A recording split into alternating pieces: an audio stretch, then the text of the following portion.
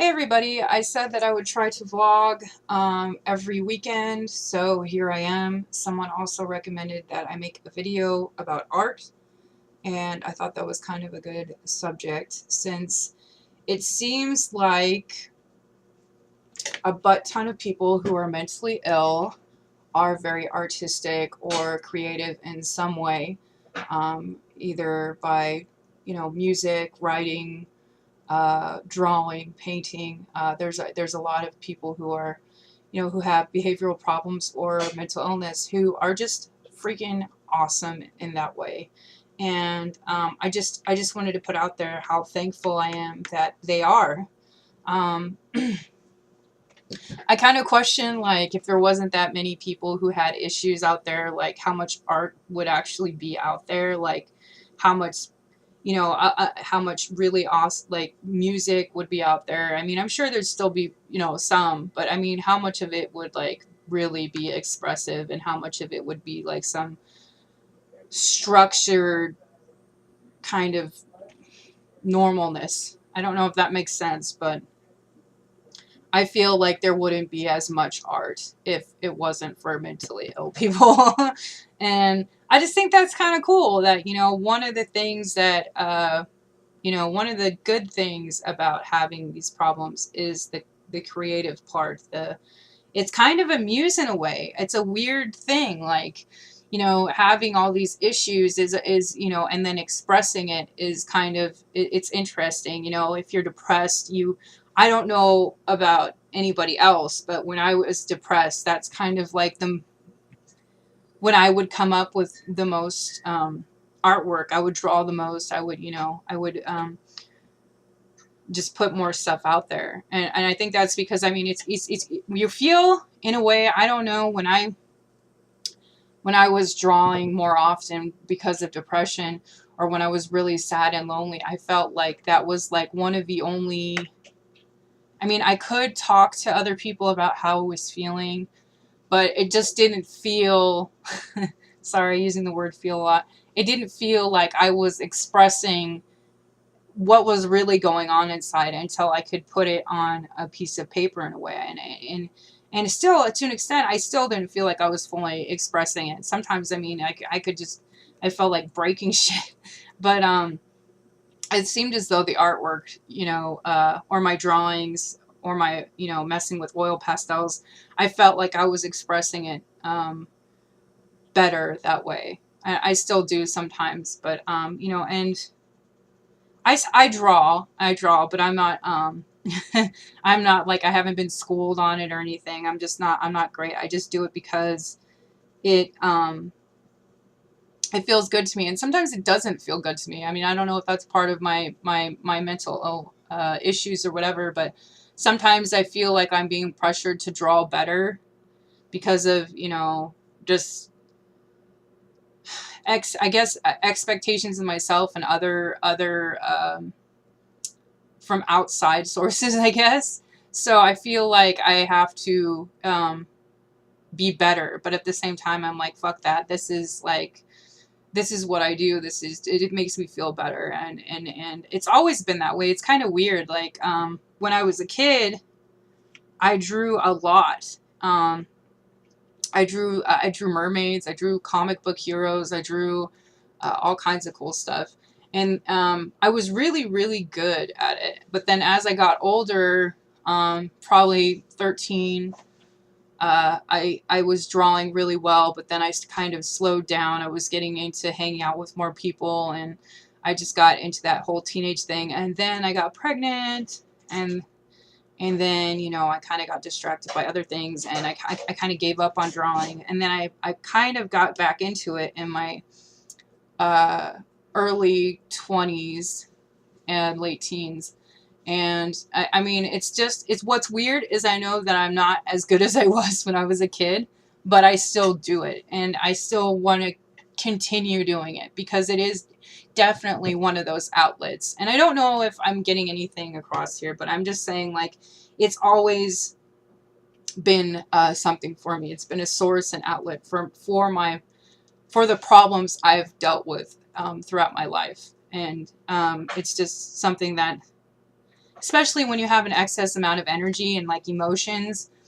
It's way better than like cutting yourself or something, that's for sure. So that's, yeah, that's, I don't know if that makes sense, but yeah, I'm sure if, you know, there's other people who do other things, you know, when they're, you know, I'm sure who have mental illness, you know, writing poems and playing music or, you know, whatever, collages. I just, you know, I know that there are a butt ton of creative people who are mentally ill. And I mean, it's like, if you look it up on Wikipedia, you get like Van Gogh, O'Keefe or whatever. I'm not sure I'm saying her name right.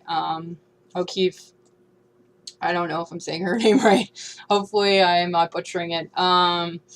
Then, I mean, I think I'm pretty sure I have a list here. Van Gogh, Edvard Munch. Edvard Munch. He's the guy who did the screaming bridge painting. Like that painting's, I remember learning about that in middle school and the artist, you know, and what the name of the painting was. And oddly enough, I don't think I can remember right now. I just remember that, you know, the guy screaming on the bridge. That totally makes sense now. That dude has had a mental illness. I'm not, now I'm like, what should I should look it up. So, okay, in this article, they got Van Gogh, they got Beethoven, Munch. It doesn't, I'm not sure. Yeah, the painting was called The Scream, which makes, I mean, that's, if that's not like, that screams mental illness. He's screaming. He's trying to express his insanity in a painting. I mean, and he did it, you know, and that's, I think that's fucking awesome. And, yeah, apparently, wait. Yes, here it is. The Norwegian artist said of his relationship between his mental illness and his work, "My fear of life is necessary to me as my illness. As is my illness." Oh, excuse me. Sorry, I messed this up. "My fear of life is necessary to me as is my illness. Without anxiety and illness, I am a ship without a rudder. My sufferings are part of myself and my art." So that's what I'm trying to get at. He basically is saying, yeah, I mean, if you don't get it, I'm not going to explain it. But I mean, I'm not trying to put anybody down. But I mean, he, in my opinion, he's stating that, you know, this, his art is his emotion, and that's, and he, that's how he expresses it. And I think that's, you know, I think that's what that's beautiful to me. Van Gogh, of course, a lot of people know about him. I mean, he cut off his own ear. Yeah, Sylvia Plath. There's just, you know, I mean, if you look it up online, there's, I'm sure, hundreds more that are famous, that have passed 50 famous artists and thinkers who have struggled with depression. I love stuff like this, you know, because it helps to realize that, you know, just because you have these problems, they can be turned into something kind of beautiful in a way. And I know if that sounds cheesy or whatever, but it's true, you know, and I just think I think that's kind of awesome. I don't know if I'm saying the same thing over and over again. I'm trying to find some other, oh, apparently Douglas Adams had a problem with depression.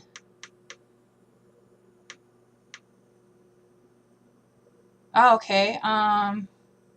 Apparently he had a depression problem, and that makes complete sense to me. Complete sense to me, because if you've ever read The Hitchhiker's Guide to the Galaxy, there is a robot on there named Marvin, and he is fucking hilarious. He's depressed, though. He's extremely depressed, but it's the way that this robot is depressed is hilarious. And I can see how he kind of was maybe making fun of himself. Now I'm wondering if he was making fun of himself by making Marvin the robot.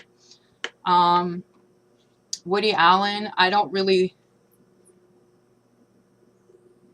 I want to make sure I don't have that mixed up with somebody else, because that's who I think it is. That guy is a douchebag, and I don't even want to discuss him because he's a weirdo, but yeah, screw Woody Allen, he's a weirdo, excuse me. just going to pass that guy up. Hans Christian Andersen. The beloved storyteller grappled with depression.